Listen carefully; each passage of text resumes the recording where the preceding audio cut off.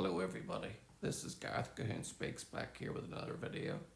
I'd like you to hit the subscribe bar, give me a thumbs up if you like the video, or hit the notification bell to be notified when I post my next post, or otherwise you can look me up at my website, which is www.garethcahoon.co.uk, or if you'd like to support the ministry you can do so through garethcahoon3@gmail.com on PayPal. This one here is about the Taliban.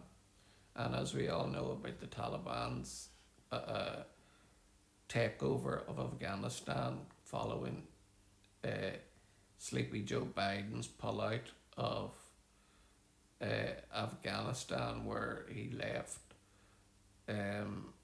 American soldiers behind and was responsible for hundreds of millions of pounds worth of US military tech left behind for the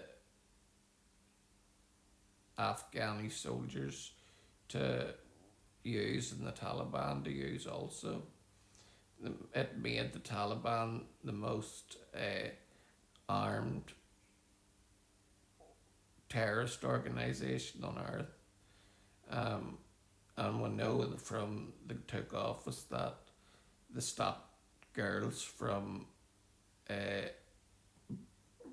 being in high positions. They stopped them from getting schooling and so many more. But just recently they've sunk to a whole new level.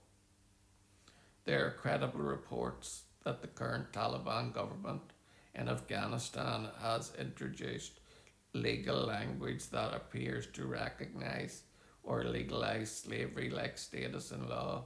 That isn't exactly the same as historical slavery, and much depends on the interpretation and ongoing implement. What's happening?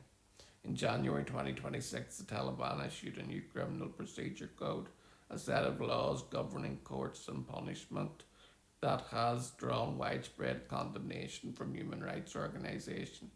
The text of the code uses terms like free people and slaves in local language, ghulam, as legal categories, and incorporate them into definitions of punishment and status.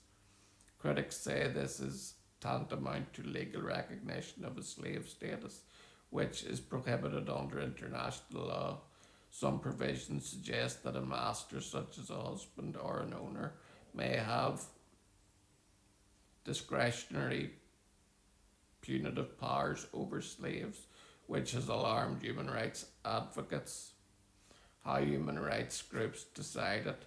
International rights groups and analysts have said that the code normalizes extreme inequality and coercion, embedding hierarchical status categories into law, and in doing so effectively revives forms of legal subordination reminiscent of slavery.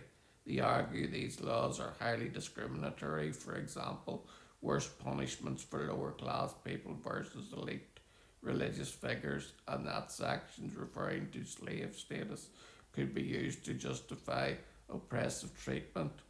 Important clarifications. This isn't necessarily slavery in the classical sense of outright buying and selling people as property, at least not in the explicit modern definition, but the legal language and framework adopted by the Taliban do appear to normalise concepts that are extremely close to enslavement, which is why people are describing it as a return to slavery. So this is basically the Taliban now using slaves. Human rights organisations, legal experts, and some governments have strongly criticised these legal changes as violating fundamental human rights.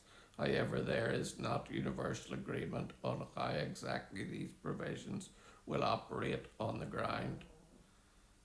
So, if there's ever a time to pray for the people and women of Afghanistan, that time is now. Shalom, Maranatha, and Hallelujah.